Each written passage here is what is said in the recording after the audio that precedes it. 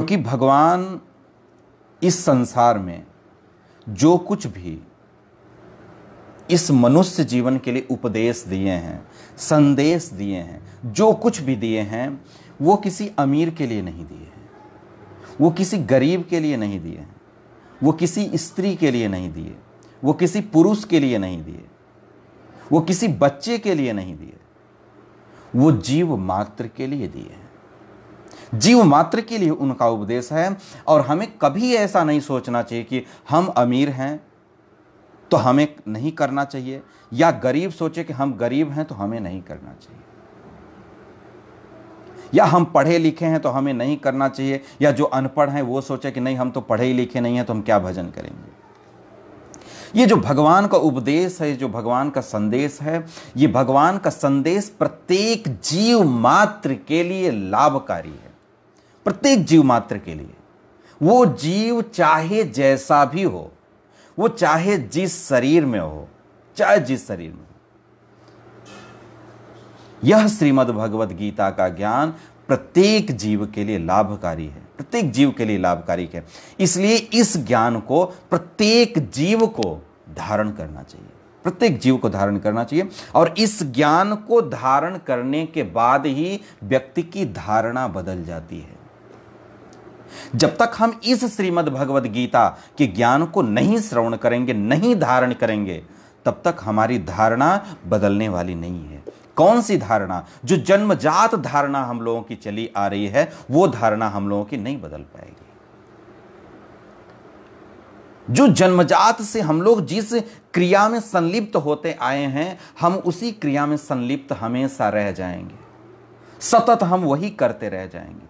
ये जो हमारी धारणा है कि हमारा यही एक जीवन शैली है, हमें इसी तरीके से जीना है, यही जीवन है, यही मूल जीवन है, कितनी कितनी बातें सामने आती हैं, कितनी प्रकार की बातें सामने आती हैं। लेकिन नहीं, जब तक हम इस ज्ञान को धारण नहीं करेंगे, तब तक ये जो हमारी गलत धारणा हमारे अंदर बैठ गई है, ये धारणा हम लोगों की बदलने वाली नहीं है।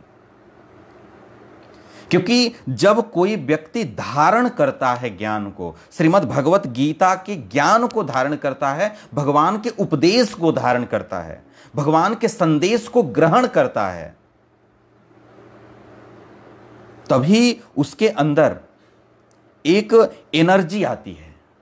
जैसे कहते हैं ना कि जब तक आप रोटी नहीं खाओगे तब तक आपको एनर्जी आने वाली नहीं है, जब तक आप फ्रूट्स नहीं खाओगे तब तक आपको एनर्जी आने वाली नहीं है। यानी इस पेट को कुछ न कुछ चाहिए, जब यह धारण करेगा ना तभी आपको एनर्जी देगा।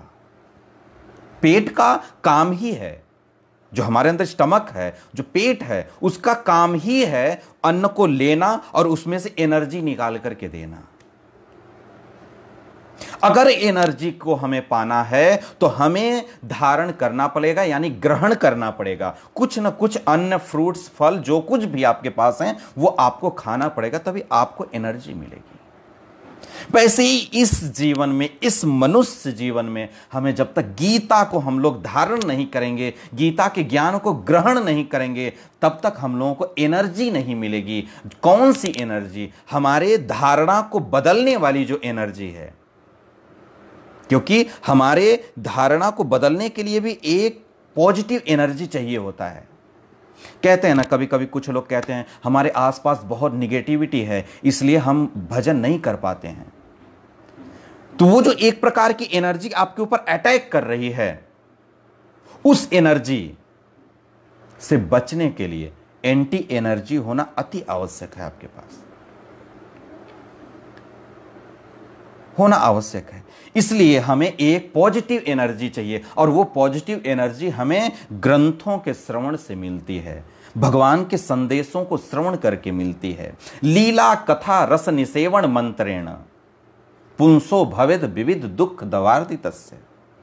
भगवान की लीला कथा कोई हम श्रवण करते हैं, उसको धारण करते हैं, तो ही हमारी धारणा बदलती है। और जब तक हम श्रवण नहीं करेंगे, उसको धारण नहीं करेंगे, तब तक हमारी धारणा बदलने वाली नहीं है। हम लोग जैसे थे हम लोग वैसे ही रह जाएंगे। हम लोग भोगी प्रवृत्ति के थे और हम लोग भोगी प्रवृत्ति के ही रह जाएंगे, भोगी प्रवृत्ति के ही रह जाएंगे।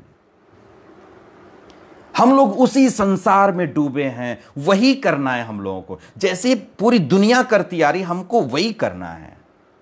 नहीं, हमको कुछ अलग करना है, इस दुनिया से हट करके हमें करना है, हमें हट करके कुछ करना है, हमें कृष्ण के लिए जीना है, हमें कृष्ण के लिए जीना है, अपने जीवन को पूर्ण समर्पित कर देना चाहिए। ये जो धारणा है हमारे अंदर कि हमारा जो जीवन है जीवेर स्वरूप है नित्य कृष्ण दास, ये जो धारणा कब आएगी आपके अंदर, कब आएगी कि मैं एक दास हूं, मैं एक नौकर हूं भगवान का, इसके अलावा हमारी कोई औकात नहीं है, इसके अलावा हमारी कोई औकात नहीं है। ये धारणा हमारे अंदर कब आएगी, कब आएगी?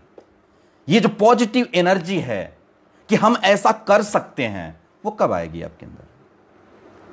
वो तब आएगी जब आप श्रीमद् भगवद गीता यथारूप भगवान के लीला, भगवान के नाम इत्यादि को श्रवण करेंगे तब।